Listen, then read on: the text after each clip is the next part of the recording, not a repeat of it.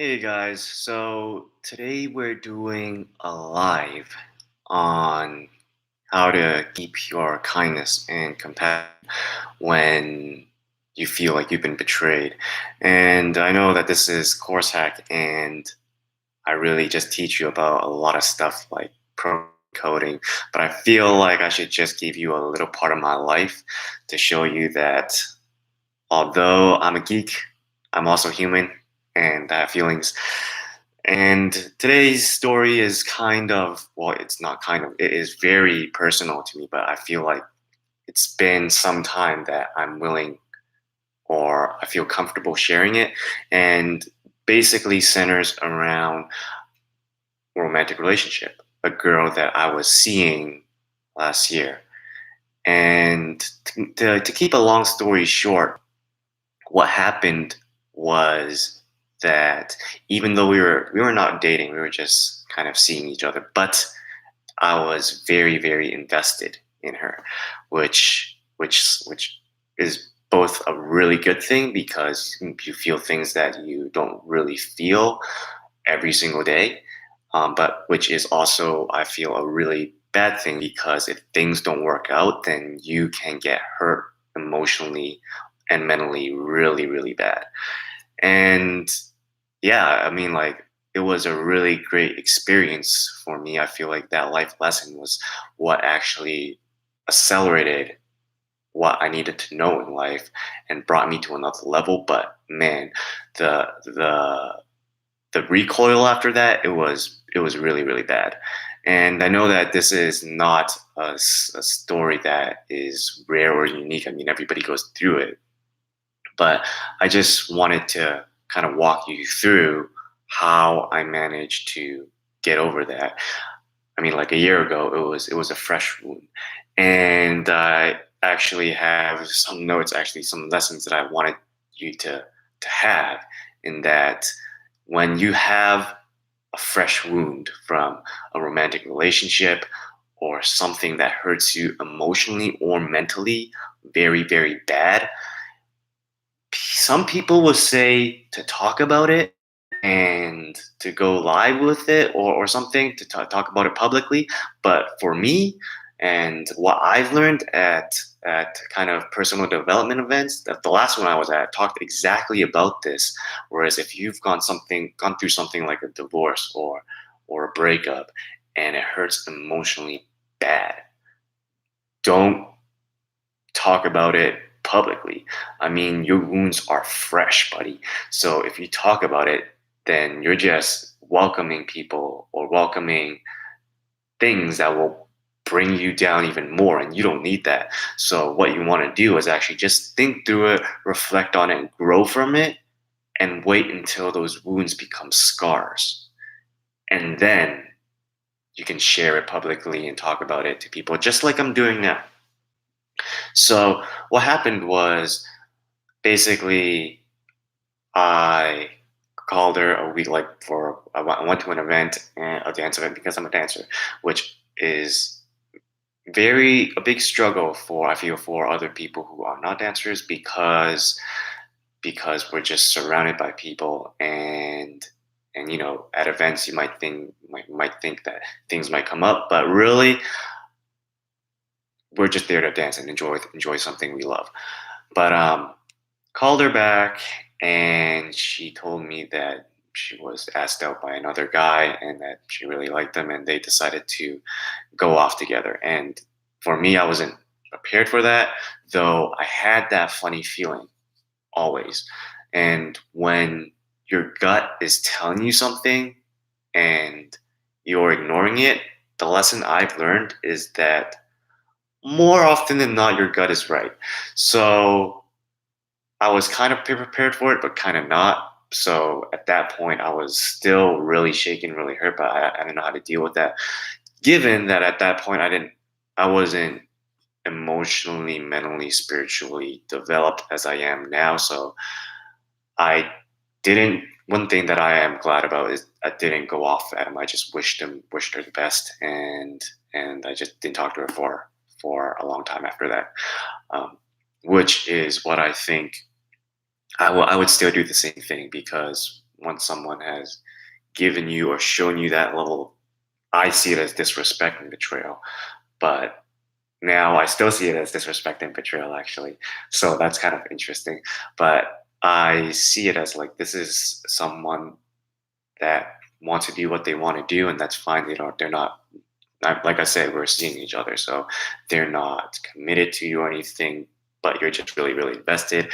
So it's a weird feeling because you're not sure how you should go along and think about that in that way. But it's important to realize what you're feeling and that you're hurt. And those feelings are important because what I want, I think I made the right move because what I did is I took those feelings and I reflected upon them and I examined what I did. I started reading, I started looking into podcasts and stuff. And from that, getting new ideas into my head, that's what made me grow. That's what helped me build this compassion and this kindness, actually.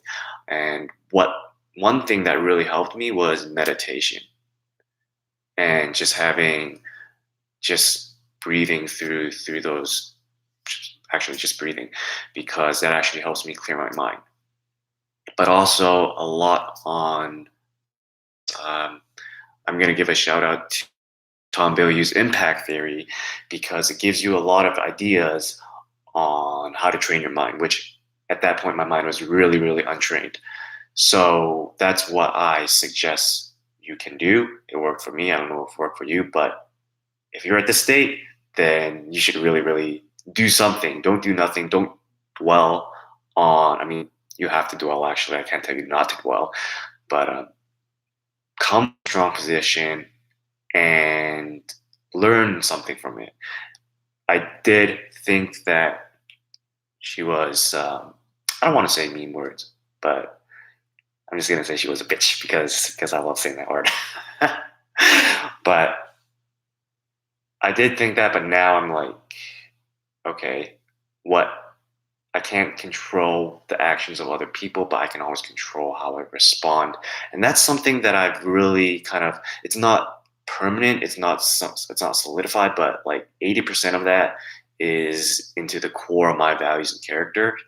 And because I have that, I can always just stand there when I see them. So what happened the last, I think like 2 days ago or 3 days ago, or it's Friday now, so on Sunday, last Sunday, I ran into her again, and same feeling still get up. When your knees get weak when you see someone that you really cared about, that you really loved way back when, but who really hurt you emotionally. So she came over and we talked a bit, and it's all very normal. I didn't really feel anything for them at that point. It was just like, to be honest, it was really okay. I have a lot of stuff to do. When am I going? How do I get you to go away? But it was really great to talk about. Okay, how are you doing? Where are you living now? So I was just asking questions because thing I learned over this 1 year period is that if you want to control the conversations, be the one that asks questions. So that's another lesson. I'm just dropping it for you for free. Ask questions and just sit back and listen because people love to talk about themselves. And she talked about herself. Yeah, she just talked about what's been going on in her life for like 5 minutes until I said, "Yeah, sorry, I gotta go." But I just reflected on that because whenever things that happen that I feel emotionally kind of triggered, I reflect upon them, which is great. I mean, everybody should do it, but not everybody does do it. So when you meet someone like that, they are really, really cool people, and you should really hit them up. But anyways, when I reflected upon that, I was able to see that I responded with kindness and compassion. I did not have any ill-intended feelings toward them. It was just a lot of nothing, for lack of a better word. I didn't hate them. I didn't love them. It was just like meeting some random stranger on the street. Um, that I've heard really pass. So at that point, I want that's why I want you to drop the lesson. When you see someone that have hurt you in the past, you run into them or something, I want you to always take a deep breath, because I've been doing meditation straight for the last month, and working on your breath actually helps you, because if you take a deep breath and you breathe into your stomach, so like, and you hold that for 7 to 10 seconds before, as they're walking over, and then you let go, then that actually takes you into your parasympathetic nervous system. And what that does, it actually puts you in a rest and digest state. So you're not in a fight or flight state. You're not in an emotional state. And at that point, you can just be calm and converse to them like a normal feeling. But you can actually see at that point, because you're in a calm state, how people are responding to you and their body language and all that kind of stuff. And, for us, we didn't really leave things in, like, I feel like we knew what happened. We both knew what happened, but we didn't really ever talk about it. Um, and that's fine, because I feel like they're not at that state where they would be comfortable talking about this kind of stuff. So at that point, you always got to consider how the other person is feeling. And one thing that, if you ever run into someone who have hurt you in the past, the one thing I want you guys to do is to stay calm enough to not let them take your kindness and compassion away from you. That was one thing that I was super proud of myself. I, instead of having ill intent, I actually engaged in that conversation with kindness and compassion. And part of that, part of what helped me with my kindness, just doing a lot of meditation actually, and reading about meditation. Joy on Demand is a really good book if you haven't read it yet, which teaches meditation. Um, and just keeping your mind and having a feed. So my Facebook news feed is full of very inspiring, motivating stuff. I curate it that way. So is my Instagram. So whenever I'm on social media, it's more beneficial than not, because a lot of people just let their social media hit them with random stuff, and more often than not, there are more negative people in the world, I feel, than positive people. So you're going to get hit with a lot of negative stuff unless you curate your social media feeds, which I really suggest you do. So that was pretty much how things went, and that those are pretty much the two lessons that I wanted to drop on this live before before retiring for the night, which is, one, don't let them take your kindness and compassion away from you. If you run into them again, take that deep breath, breathe out, ask questions, and just engage in the conversation for as long as it goes, or until when you end it. And then after you're done, you can be proud of yourself that you've engaged with someone who has hurt you emotionally in the past, and you've given them that kindness and that compassion, because that is rare in our world. So I want you guys, and you'll feel really good about yourself after that as well, because you feel that you're more developed. You're playing at a whole nother level. While they're still at this level, you're way over here. So that makes you feel really good about yourself. It made me feel really good about myself.